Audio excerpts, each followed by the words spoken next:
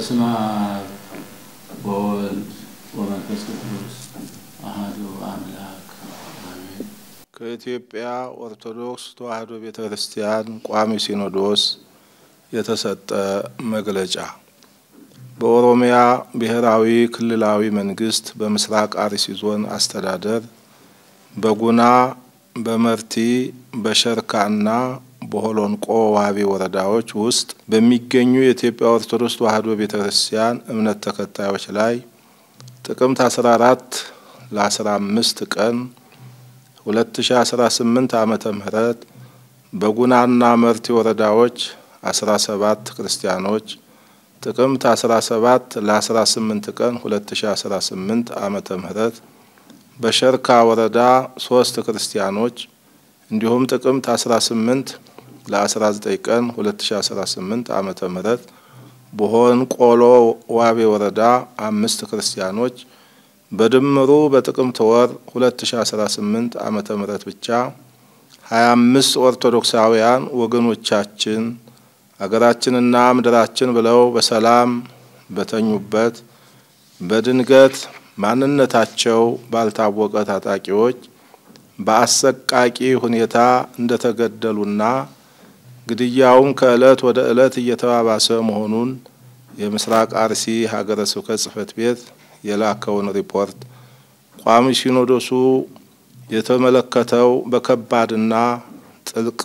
የሐዘን ስሜት ነው። በመሆኑም በምስራቅ አርሲ ሀገረ ስብከት እንዲህ አይነቱ አሰቃቂ ድርጊት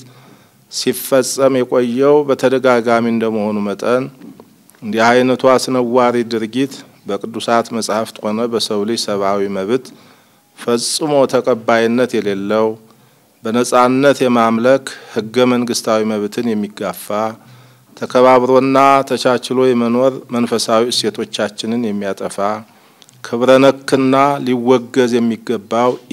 ስነ ምግባራዊ ድርጊት በመሆኑ የኢትዮጵያ ኦርቶዶክስ ተዋሕዶ ቤተክርስቲያን ቋሚ ሲኖዶስ በጽኑ አውግዞታል። ሆኖም ጉዳዩ በቀጥታ የሚመለከታቸው መንግስታዊ አካላቱም ይሁን ሰብአዊ የሆነ ተግባር በጽኑ በማውገዝና በህገ መንግስቱ የተረጋገጠውን በህይወት የመኖርና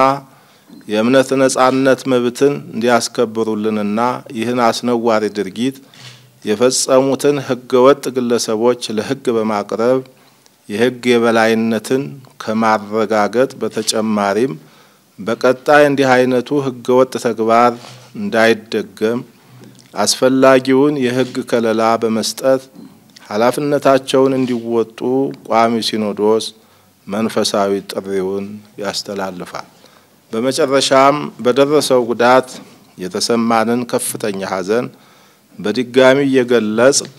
ለሟች ቤተሰቦችና ለመላው ኢትዮጵያውያን መጽናናትን በመመኘት በግፍ ህይወታቸውን ላጡት ወገኖቻችንም እግዚአብሔር አምላክ ዕረፍተ ነፍስን እንዲያድልልን ቅድስት ቤተክርስቲያን ትጸልያለች። የኢትዮጵያ ኦርቶዶክስ ተዋሕዶ ቤተክርስቲያን ቋሚ ሲኖዶስ ጥቅምት 20 ቀን 2018 ዓመተ ምህረት አዲስ አበባ ኢትዮጵያ